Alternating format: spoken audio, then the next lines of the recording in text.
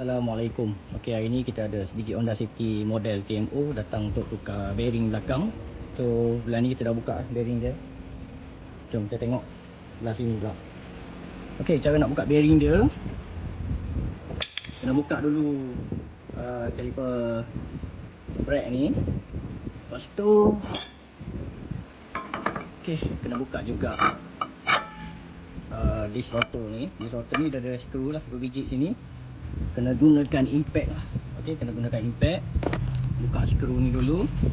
Lepas tu dia kat sini, dekat sini dia ada skru besar saiz 32 macam skru die shaft. Okey, buka ni. Keluarkan disc rotor. Lepas tu ni kena ketuk sikit baru boleh keluar. Okey, dia ketuk macam ni. Ni hub bearing dia lah, ketuk macam ni. Belakang ni dia ada ABS lah.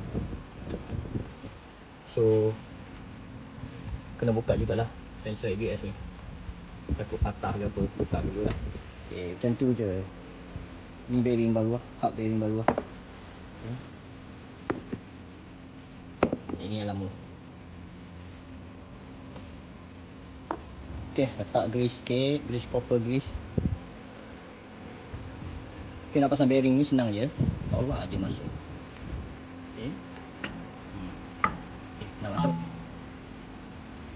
Boleh lah, pasang skru balik. Skru ni. Okay, dia masukkan cap dia.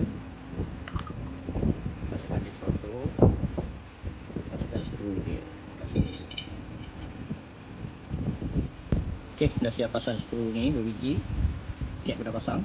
Dia masuk caliper. Caliper dah masuk.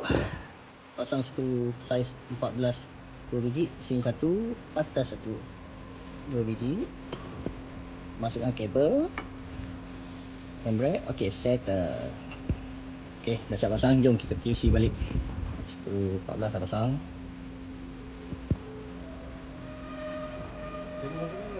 Kabel dah pasang. Bel sensor dah pasang. Ok, pasang tayar. Dah settle.